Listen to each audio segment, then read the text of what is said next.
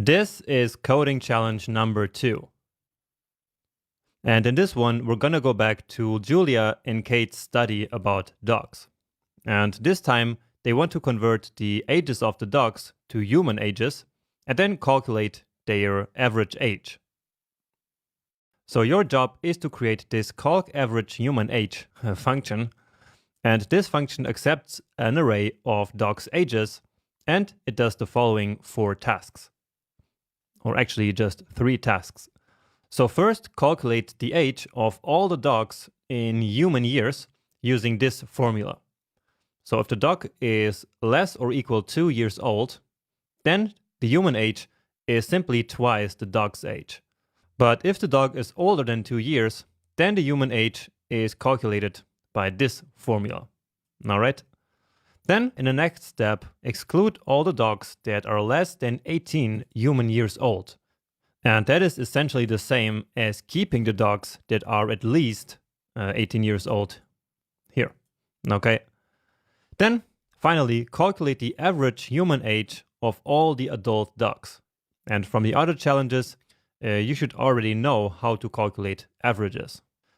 Now in this one, you will do it in a different way, hopefully, because the goal of this challenge is, of course, to use the map, filter, and reduce methods. Finally, then run this function for both these test datasets. So as I said, this is a way of training the map, filter, and array methods that we just studied earlier. And so good luck with this challenge. Take all the time you need, and I see you here once you're ready. So, were you successful in solving this one? I sure hope so. And in case there was some doubt, here is my solution. So, this function takes an array of dog ages, and then we want to convert all of these ages to human ages. So what we want here is to create a new array based on the original array. And so for that, the map method is perfect. So we will have a new array called human ages, and that will be the result of calling the map method on the ages array. Then this callback function gets access to the current age, so the current element in the array. And now here what we need to return is the result of this formula. So this one here. And so let's write a ternary operator here. So if the age is less or equal to, then what we want to return here is 2 times the age, right? Because that dog age is of course this age variable here, because it comes from the ages array, which itself is an array of dog ages. Anyway, if the age is greater than 2, then the result will be 16 plus the age times 4. And so, since this has an implicit return here, remember it's like writing this here, okay? And so it's returning either this value here, or actually either this value, so twice the age, or 4 times the age plus 16. So that's the callback function, and this will then produce the array that we're looking for. Let's take a look. So human ages, and then we just need to call the function.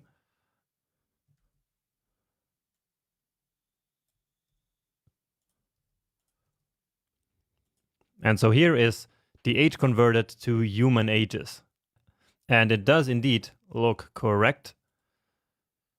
So let's assume it is correct. Then, next up, we want to filter for all the dogs that are at least 18 years old.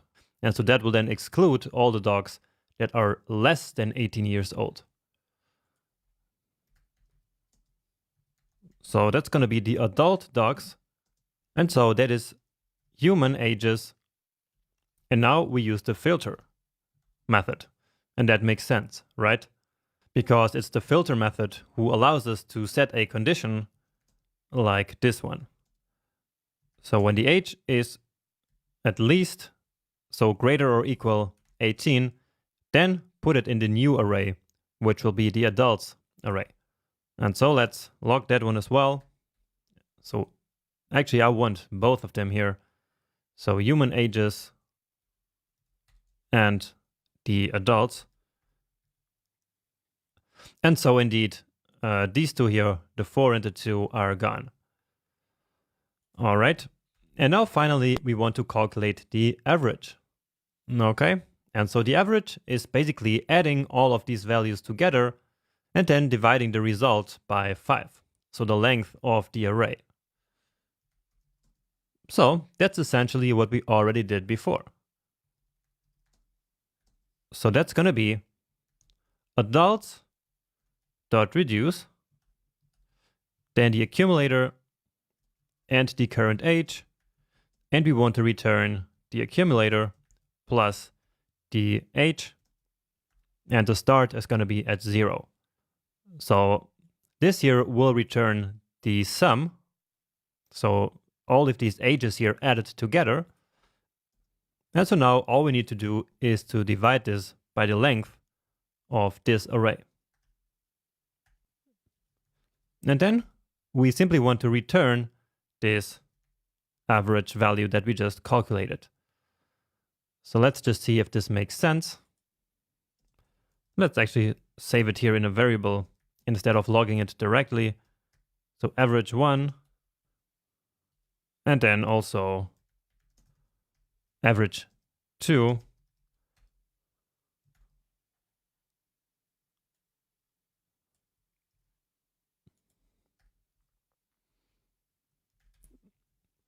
And then just log both here to the console. And all right, here they are. And this looks pretty reasonable to me. And so our solution here works. Now, I just wanted to let you know that we could have done this average calculation here in a different way. So in a bit more complex way.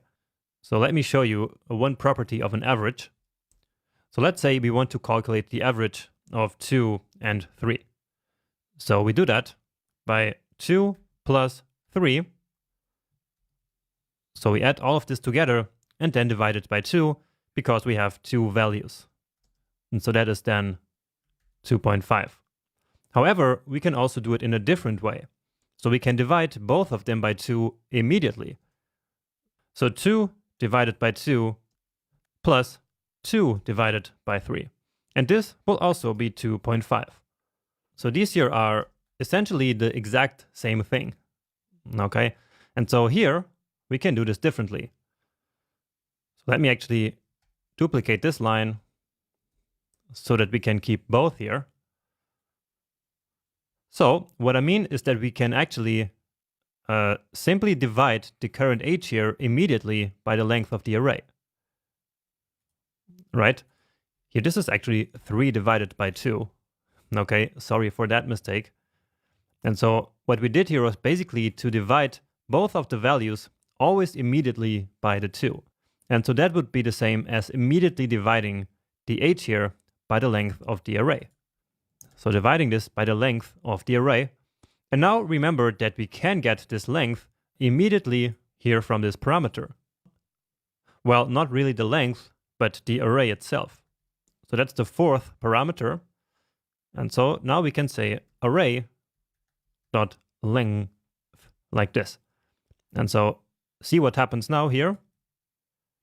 And indeed, the values are exactly the same. And so this way of calculating it is just the same as this one here, but we can do it kind of all in one line. And I also wanted to show you a good use case for using this array here.